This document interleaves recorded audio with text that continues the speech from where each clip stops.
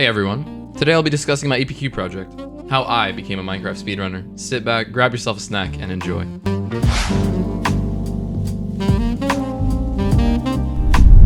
What is Minecraft speedrunning? For those that don't know, Minecraft is a sandbox survival video game, meaning there's no true objective. It's up for the player to do whatever they want. Some players love building whatever they want, or others explore, fight enemies, and survive. There are thousands of options to do in Minecraft, and it is a true adventure. From the creative modes, where all is endless, to the survival side, where you have to craft and build your way to survive. Speedrunning, as Google states, is an instant of completing a video game or level of a game as fast as possible.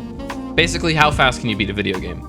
Some of you might be thinking, how can you beat Minecraft? There are multiple bosses in Minecraft, but the main one that accesses the credits is the Ender Dragon, and is known to the speedrunning community as beating the game. From spawning into Minecraft to getting to the Ender Dragon, there are quite a lot of things to do before you can get there. There's something called an end portal that'll bring you the player to the end dimension, where the Ender Dragon is. Before you can do that, you have to craft a certain amount of Ender Eyes. You need Ender Eyes to find the end portal and activate the end portal. How you can craft the Ender Eyes is you need ingredients, blaze powder, and ender pearls. The main fastest way to get these items is to get into the nether dimension, a fiery place with a creature called piglins that you want to trade with to get ender pearls, and kill an enemy called blazes to get blaze rods. One blaze rod turns into 2 blaze powders. With these items, you can craft Ender Eyes. You usually want around 12. There's your plan. Easy, right? Spawn into the world, go to the nether, get the ender pearls and blaze rods, get to the end portal, and kill the Ender Dragon. It seems simple enough to beat the game, but how fast is the key? As I'm writing this script, the world record for Minecraft speedrunning 1.16 goes to however you pronounce that name, with beating the game with an in-game time of only 7 minutes and 45 seconds. Now, I'm not trying to beat the world record. The average Minecraft player, when only going for the Ender Dragon, beats the game 45 minutes to an hour. My best time is around 35 minutes. Pretty average. So I challenge myself in this EPQ to research, evaluate, practice skills and techniques required to start speedrunning efficiently in Minecraft. My goal is to get sub 20 run, meaning beat the game in 20 minutes or less, putting me in the top 1,300 speedrunners in the world. Do I beat my goal or get crushed by time pressure and skill?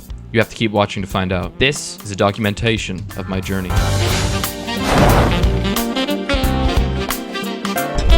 In the beginning, I started how all big projects start: research. How do I like doing my research? YouTube tutorials are my favorite. I looked up guides, videos explaining tips and tricks on beating the game, and learned a lot about speedrunning. Firstly, there are many different versions of Minecraft. The official site, speedrun.com, separates different speedruns into categories. 1.16 was the last update that changed anything important to do with speedrunning, with the addition of piglins, a mob that you can trade gold with to get pearls. 1.16.1 is the best version because the chance of piglins dropping ender pearls when traded is 4.73, versus 1.16.2 and above versions having only 2.18% of dropping ender pearls. When a Minecraft world is generated, it's given a seed, which is a randomly generated code that is set to that randomly generated world.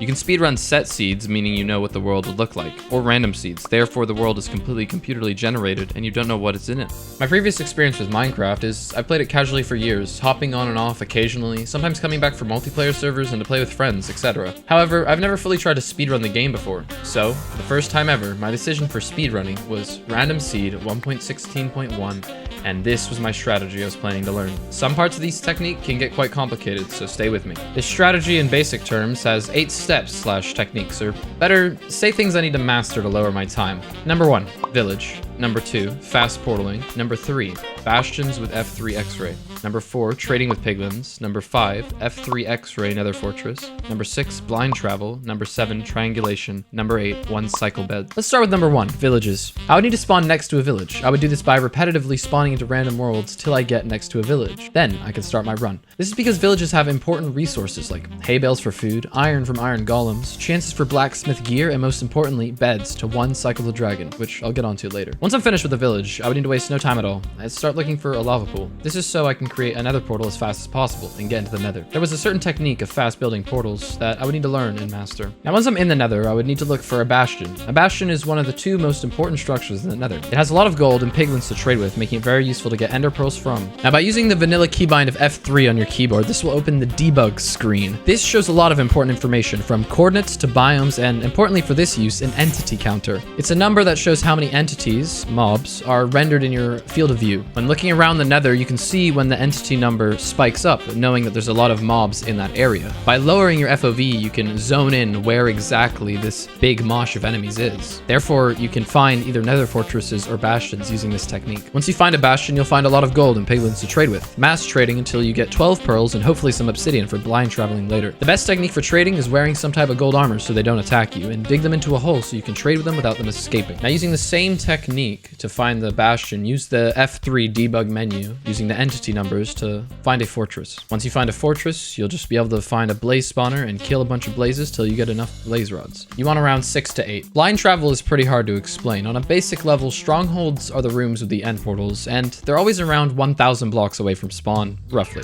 And with the power of math, speedrunners have made this graph. And if you use this graph to travel to these specific coordinates in the nether and build another portal there, in the overworld you'll be roughly 200 to 500 blocks closer to the stronghold than if you guessed randomly or went back to your original portal. This is only possible if you get enough obsidian from the trades. Triangulation is another math technique. Never thought I'd say this, but I'm kind of happy I'm doing math A level. That being said, this is using triangulation of ender eyes. Seeing the difference, you can get the exact coordinates of the stronghold that has the end portal. This used to be a very complicated technique, but with calculators being unbanned more recently, making it a lot easier with certain software that is allowed in speedrunner.com rules. With lowering your FOV, you can get the exact coordinate of where that ender eye is facing, and if you do this once and then move a little bit and do it again, you can get the exact coordinate of where the ender eyes are pointing, and this calculator uses math to get the exact coordinate of the stronghold that you can move to. Finally, the last step. You're in the end, and the dragon is the only thing separating you and victory. You use the beds that you got from the village from the first part. Beds explode in the end. Wait for the dragon to perch, meaning he comes down and sits by the portal structure. Then, with the use of debug menu, you can turn on the hitboxes to see when the dragon head goes over your bed, and you explode it on the perch. The beds exploding on the head hitbox do a lot more damage and make it faster. Then you quick switch to your next bed and continue as fast as you can till it dies before it leaves the perch. Then you get your time for the run. Some of these techniques, from going through a village fast portaling, and one cycling the dragon, and really all the techniques just getting fast with them, will take time and practice, which leads me into my next chapter of my journey.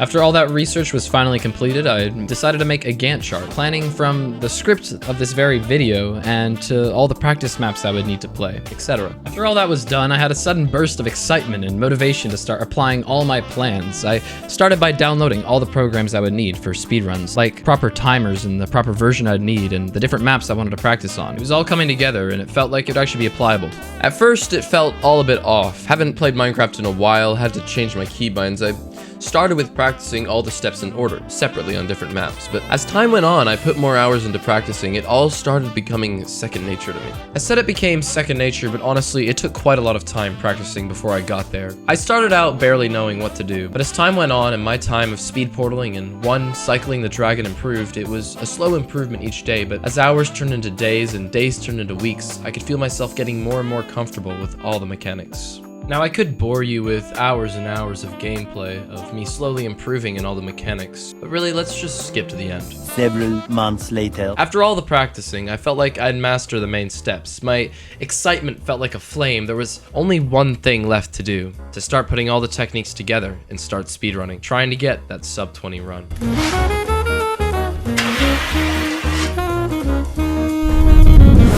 I started off as you would expect, with dying in quite a lot of runs, having to reset a lot of worlds either because of bad spawns or just overall bad generation, or couldn't find something in time. What I didn't tell you guys is how much luck is involved with these speedruns. No matter how much of the mechanics you master, you still need the luck for villages to spawn, blaze rods to drop, piglin trades to drop pearls, nether fortresses to be close, etc. The amount of luck is overwhelming at times. However, I kept pursuing and finished my first run at 31 minutes and 27 seconds, which was already 4 minutes better than my original personal best. Now, at this moment of time, I was only implementing some of my mechanics that I had learned, but I started implementing all of them, and the progression was satisfying. Already within a week, I beat my previous record with 25 minutes and 48 seconds. This rate was encouraging me to keep pushing forward after run after run after run. I was getting closer and closer to my goal. I could almost see the light at the end of the tunnel, until I fell into my own abyss. I overworked myself. All the progression was so encouraging to keep going. However, all things come to an end, and my progression was slowing down. My last good run was 23 minutes and 11 seconds, but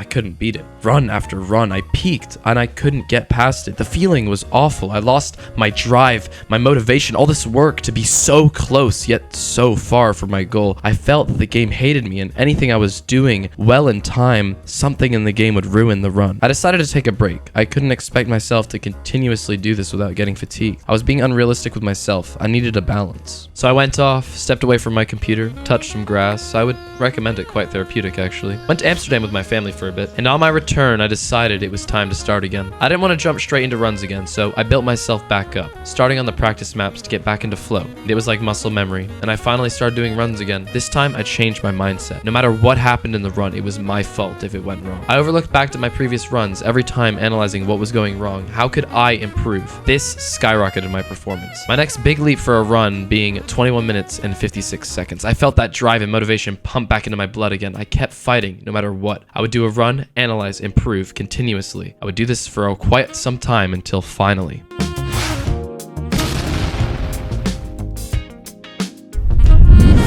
I remember this day as if it was yesterday. I was going through the world, resetting as usual, looking for a village. And there it was, a village across the water from me. I wasted no time at all getting wood for tools, and well, poor sheep crossed my path, and I headed straight for the village. Instantly going house to house looking for loot and beds. Ended up finding quite a lot of bread, and I mean quite a lot. And well, you had your hay bales as well. The iron golem, of course, protecting the villagers, had to die for me to get the iron I needed. And well, with all the beds collected, left the village at a pretty promising time to start looking for a lava pool. And not too far away, I found one. With some quick speed portaling and organization, made it into the nether at 6 minutes and 6 seconds. If that wasn't encouraging enough, with a quick F3 entity check, I could see there was a bastion was close. I was shining with excitement. In the chest, there was iron, perfect for an iron pickaxe to mine the gold. Gold armor to stay calm around piglins. I felt the stars aligning. Sadly, I didn't pick up the crossbow. It didn't cross my mind. I was already trading and getting pearls. At 10 minutes and 51 seconds, I was already leaving with all my trades done, looking for a fortress. Somehow, with getting to a different section and scanning with the entity number, I found one. It was pretty close by. This was the world generation I needed. All it was down to at this point was my skill and time management. Never felt so nervous killing blazes and getting the rods I needed. I broke around the spawner because it increased the chances of the blaze spawning faster. I just barely escaped the fortress with 6 blaze rods I thankfully saw and went to a ruined portal. With 1 obsidian in the chest and the ones I had earlier from the piglin trades, I just had enough to make a portal. Getting back to the overworld at 14 minutes and 20 seconds meant business. I was not messing around anymore. I instantly made the blaze rods into blaze powder and made them into eyes. Quickly got the triangulation calculator up, and with 1 eye throw, I got to 1.9% chance of where the portal was. Which with previous experience, I knew it was still kind of close. Heading into that direction until throwing another eye, this time with a 99.4 chance of the exact coordinates. I was confident where the end portal was. After falling in, I saw the portal room. I was starting to get nervous. Never have I ever been this fast with this time. It was all down to this last stretch. I put the eyes into the portal, and I accelerated my actions, quickly making more beds with string, wool, and wood I had spare, and then I waited. Thankfully, the dragon perched pretty fast, making the rest history.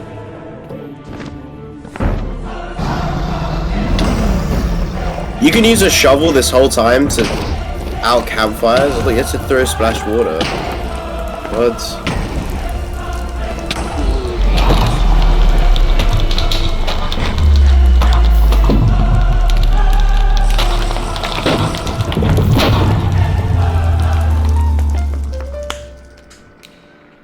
Let's go, baby! That's what I'm talking about! Woo! Fuck you, game! Let's go! You did it. I did it.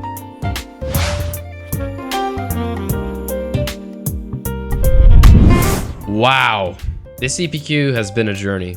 I have to say, when starting out, I was expecting a challenge, but nowhere near as hard as this was. I learned so much from this EPQ, not only Minecraft. This was my first video ever created in Premiere Pro. I used to edit a long time ago, but going on to a new program, I had to relearn pretty much everything, which was an experience that took its own time. I learned a lot about myself, improvement, and the power of mindsets. I was convinced for a long time that I wasn't going to hit my goal, but persistence and drive kept me going. I haven't, and I'm not planning on uploading my 1,313th placement in the world of speedrunning. I did this more for a fun project. While it definitely was tough, now that I got the sub 20 run, it gave me a huge wave of relief and satisfaction. I hope you enjoyed my entire journey, from an average Minecraft player to a top 1,500 speedrunner. This entire experience plus video took hundreds of hours, days, weeks, scratch that months to complete. It was worth it in the end though. One thing I would change was my planning. I was confident and set in stone with it, however, didn't think about my mindset at the time or fatigue. However, I learned the power of adaptation and changing sets and plans when needed. Thank you for watching. I need to go revise for my actual A levels now, and have a good one.